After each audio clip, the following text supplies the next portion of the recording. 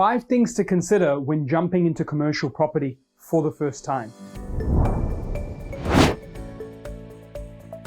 As a commercial investor, I want to share with you how you can transition into commercial property investing and 5 very important things to consider for that journey. Number 1 is realize that yes, it is true, there is longer vacancy, but there is also much longer tenancy. So when you weigh up the two, it's actually very important to consider 2 sides of the coin, because imagine all those times where you don't have to look for a tenant. You can increase the rents. You can have someone with low maintenance and low repairs because they're taking care of it for a long time. You can sit back and just see the money roll in, expenses go out, and be left with a lot of money left over.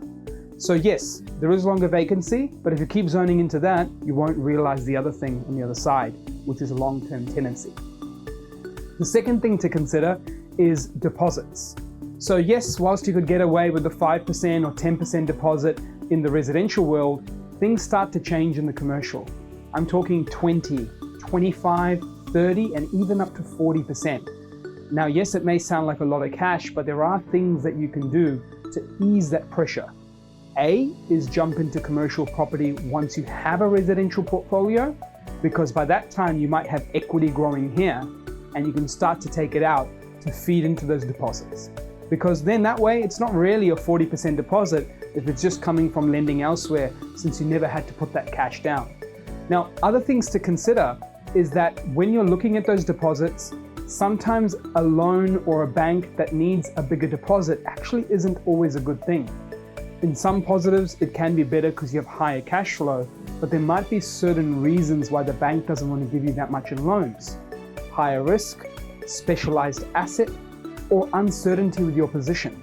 So when you think of that, it's also important to consider that it's not just about the commercial property as the reason for the deposit being much more. It could also be your circumstances.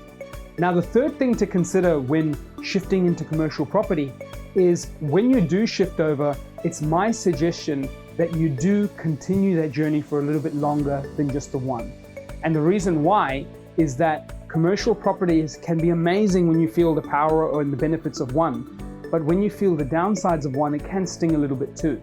So by having multiple, you start to have a bit of a hedge.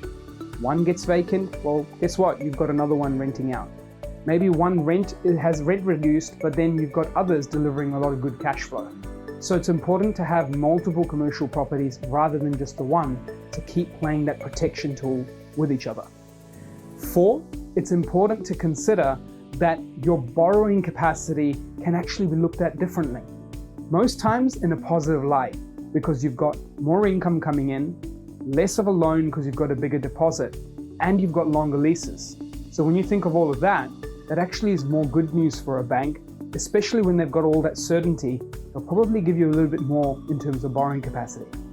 And the 5th and final thing to consider when making that jump is to realize that the journey here is a strong income play, and you can get some capital growth, sometimes even better than residential. But overall, if you go in it with the mindset of, I've got my residential property portfolio, building my stable equity, and I'm going in for cash flow, your mindset of the performance and how you react to that changes as well. You don't start thinking, well, my commercial property is not growing. You start thinking, I'm getting guaranteed cash flow coming in and it's so strong that I don't mind if it's not doing the heavy lifting for growth because my residential portfolio is doing that. So that final piece of advice is about changing your expectations.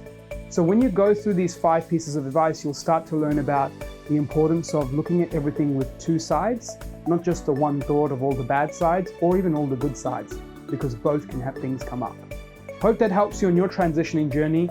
And just remember, when you do make that transition, it can really take your portfolio to the next level.